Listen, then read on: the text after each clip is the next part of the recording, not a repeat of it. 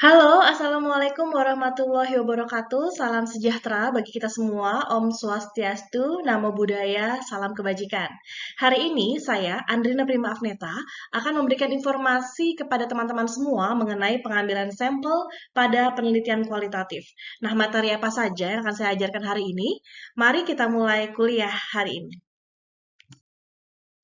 Sebagaimana penelitian kuantitatif, dalam penelitian kualitatif di beberapa jenisnya, kami atau kita semua sebagai peneliti juga memerlukan yang namanya sampel. Namun ada penyebutan sampel dalam penelitian kualitatif. Kemudian dalam penelitian kualitatif ini, sebagian peneliti itu tidak setuju dengan istilah atau penggunaan kata sampel, kemudian menggantinya dengan istilah subjek, informan, partisipan, dan juga sasaran penelitian untuk mengganti kata sampel yang berkonotasi jumlah. Kemudian sebagian lain ya, peneliti yang lain seperti Patton dan juga Strauss and Corbin, mereka tetap menggunakan istilah sampel meskipun dalam pengertian yang berbeda. Nah, karena fokus penelitian kualitatif itu pada kedalaman, pada proses, untuk itu sampel atau informan, subjek, partisipan, dan sasaran penelitiannya itu cenderung berjumlah sedikit, berbeda dengan penelitian kuantitatif. Lantas, bagaimana prosedur penentuan sumber data pada penelitian kualitatif? Yang pertama, kita punya pengambilan sampel ekstrim atau menyimpang. Sesuai namanya, nah, pengambilan sampel jenis ini berfokus pada kasus-kasus yang kaya informasi, yang malah berbeda dan menampilkan karakteristik khusus tertentu. Khusus itu seperti apa? Di sini khusus yang dimaksud adalah menampilkan ciri-ciri yang ekstrim, misalnya sangat berhasil dalam kegiatan yang ditekuni, atau selalu gagal dalam kegiatan yang ditekuni.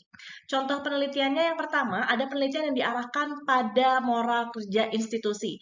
Jadi ada dua jenis institusi di sini, institusi dengan motivasi kerja tinggi atau ekstrim tinggi, dan institusi dengan motivasi kerja rendah atau ekstrim rendah. Yang kedua adalah penelitian yang dilakukan oleh Angela Brownell tahun 1987. Angela ini meneliti tentang perempuan-perempuan korban kekerasan yang kemudian melakukan pembunuhan. Jadi, yang kemudian melakukan pembunuhan adalah sampel yang dirasa ekstrim atau menyimpang dari kasus kekerasan pada umumnya. Seperti itu. Baik, proses penentuan sumber data yang berikutnya adalah pengambilan sampel yang berfokus pada intensitas. Nah, mekanismenya seperti ini. Dilakukan ketika kita sebagai peneliti untuk memperoleh data yang kaya mengenai suatu fenomena tertentu. Nah, pengambilan sampel ini berkebalikan dengan pengambilan sampel yang pertama tadi, si ekstrim dan menyimpang, karena sampel bukanlah kasus-kasus yang ekstrim, melainkan kasus-kasus yang diperkirakan dapat mewakili atau adanya penghayatan terhadap fenomena secara intensif. Contohnya adalah penelitian heuristik. Penelitian heuristik sendiri merupakan penelitian yang berfokus pada kualitas, berfokus pada esensi, berfokus pada pengalaman, seperti itu. Nah, kekuatannya dari penelitian heuristik itu sendiri adalah adanya observasi yang sistematis, adanya penghayatan yang dalam, adanya dialog yang dapat mewakili antara kita peneliti dengan subjek penelitian kita, seperti itu. Baik, prosedur penentuan sumber data yang ketiga adalah pengambilan sampel dengan variasi maksimum. Nah, mekanismenya ini ketika teman-teman memiliki subjek atau target penelitian tapi menampilkan banyak sekali variasi. Penelitian yang kalian lakukan ini tujuannya untuk menangkap dan menjelaskan tema-tema sentral atau tema-tema utama yang tampil atau yang ada sebagai akibat dari keluasan cakupan atau variasi dari partisipan penelitian kalian. Positif poinnya adalah datamu menjadi kaya. Contohnya adalah penelitian komunikasi interpersonal pada kaum LGBT. Nah, LGBT sendiri itu kan ada lesbian, ada gay, ada biseksual, dan ada transgender. Ada banyak variasi. Bahkan di kaum gay-nya sendiri saja ada variasi top, bottom, dan juga versatile. Nah, jadi variasi-variasi inilah yang teman-teman kemudian teliti.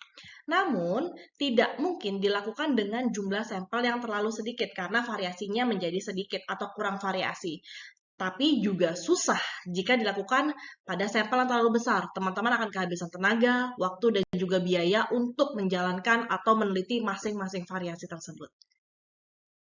Baik, prosedur penentuan sumber data yang keempat adalah pengambilan sampel homogen. Nah, pengambilan sampel homogen ini berkebalikan dari pengambilan sampel dengan variasi maksimum yang sebelumnya, karena yang diambil adalah sejumlah kecil kasus yang sifatnya homogen. Nah, agar peneliti itu bisa mendeskripsikan atau menjelaskan subkelompok tertentu secara lebih mendalam, lebih detail, dan lebih rinci. Contohnya adalah penelitian yang dilakukan pada masyarakat keturunan Tionghoa yang tinggal di daerah pecinan yang menunjukkan homogenitas tertentu, yakni menggunakan bahasa Cina dan mempertahankan budaya yang telah diturunkan dari generasi sebelumnya. Seperti itu. Baik, prosedur penentuan sumber data yang berikutnya adalah pengambilan sampel kasus tipikal. Pengambilan sampel dari kasus tipikal ini adalah kasus-kasus yang dianggap mewakili kelompok normal dari fenomena yang diteliti. Jadi, suatu objek atau suatu lokasi penelitian ini dipilih bukan karena ciri-cirinya yang ekstrim, yang menyimpang, yang aneh atau berbeda, melainkan justru karena objek dan lokasi ini secara tipikal atau secara sesuai gitu ya, dapat mewakili kelompok atau fenomena yang diteliti. Contohnya adalah fenomena keterbukaan informasi pada kawin kontrak di daerah Puncak Bogor. Nah, yang dipilih atau sampelnya adalah perempuan-perempuan yang mengalami atau dijadikan subjek untuk melakukan kawin kontrak. Kenapa? Karena perempuan tersebut mewakili dari fenomena yang diteliti. Seperti itu. Prosedur penentuan sumber data berikutnya adalah pengambilan sampel purposive yang terstratifikasi. Nah, untuk pengambilan sampel jenis ini serupa dengan sampel kasus tipikal, namun serupa juga dengan sampel variasi maksimum. Melalui pendekatan ini, peneliti mengamati atau mengambil kasus-kasus yang menjelaskan kondisi rata-rata atau pengambilan kasus tipikal, juga kasus-kasus yang menjelaskan kondisi di atas rata-rata dan di bawah rata-rata dari suatu fenomena, atau pengambilan sampel variasi maksimum. Contohnya begini, teman-teman meneliti tentang perempuan dan kekerasan. Nah, diambillah sampel perempuan-perempuan yang menjadi korban kekerasan. Itu adalah pengambilan sampel kasus tipikal karena mewakili. Kemudian untuk sampel variasi maksimum seperti apa? Dari perempuan-perempuan yang mengalami kekerasan tersebut, kita bikin variasinya. Apakah mengalami kekerasan verbal, mengalami kekerasan nonverbal, mengalami kekerasan keduanya, verbal dan nonverbal. Seperti itu contohnya. Untuk prosedur penentuan sumber data yang ketujuh, kita punya pengambilan sampel kritikal. Strategi ini dilakukan bila adanya keterbatasan-keterbatasan dalam peneliti, seperti ada dana, keterbatasan waktu, dan lain sebagainya. Nah, peneliti juga tidak mungkin dapat melakukan penelitian pada berbagai kelompok berbeda. Nah, di sini peneliti harus memilih dari satu atau suatu kelompok kritikal yang menjamin diperolehnya data yang penting sesuai dengan topik yang diteliti. Penelitian yang menggunakan pendekatan ini biasa adalah penelitian tentang intervensi atau penelitian aksi. Logika yang teman-teman harus pakai adalah seperti ini. Bila suatu hal dapat terjadi pada suatu kelompok tertentu, hal itu juga sudah otomatis terjadi pada suatu kelompok yang lain. Nah, logika ini yang akan teman-teman gunakan berikutnya. Seperti ini teman-teman contohnya yang dilakukan oleh Pattern. Jadi pemerintah ini ingin melakukan uji coba pada suatu program kebijakan tertentu pada masyarakat. Di masyarakat ada dua jenis kelompok. Yang pertama adalah kelompok dengan pendidikan rendah. Yang kedua adalah kelompok dengan pendidikan tinggi. Nah, pemerintah memilih salah satu kelompok kritikal saja, yakni kelompok dengan pendidikan rendah. Kemudian kebijakan tersebut diuji coba pada kelompok tersebut. Ternyata kebijakannya berhasil. Balik lagi ke logika tadi, jika berhasil di satu kelompok, maka kebijakan juga akan berhasil pada kelompok di pendidikan tinggi. Seperti itu. Nah, untuk prosedur penentuan sumber data yang ke-8, kita punya pengambilan sampel bola salju atau berantai atau snowball and change sample. Bagaimana mekanismenya? Ini dilakukan secara berantai dengan meminta informasi kepada orang yang kita wawancarai atau yang telah kita wawancarai atau kita hubungi sebelumnya dan demikian seterusnya. Nah, pertanyaan yang biasa kita ajukan seperti ini.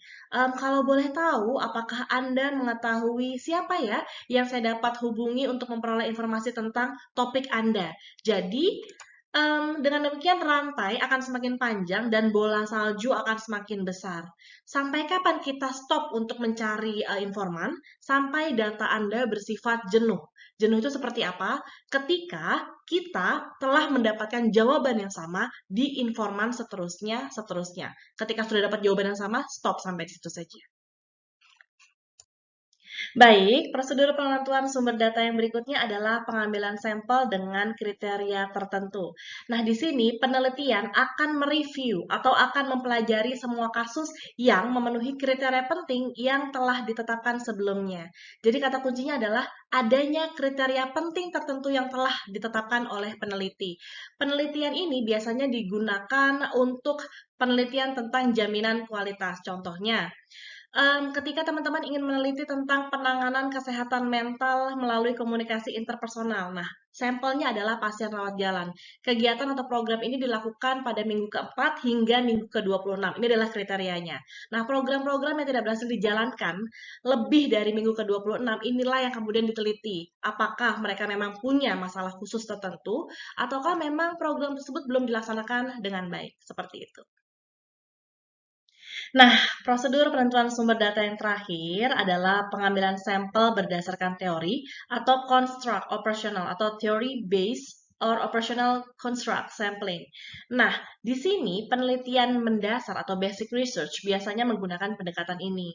Karena sampel dipilih dengan menggunakan kriteria tertentu, berdasarkan apa sih? Berdasarkan teori dan konstruk operasional yang teman-teman gunakan atau yang ada pada studi-studi sebelumnya atau sesuai dengan tujuan penelitian teman-teman. Nah, hal ini dilakukan agar sampel sungguh-sungguh mewakili atau bersifat representatif terhadap fenomena yang teman-teman pelajari. Seperti itu.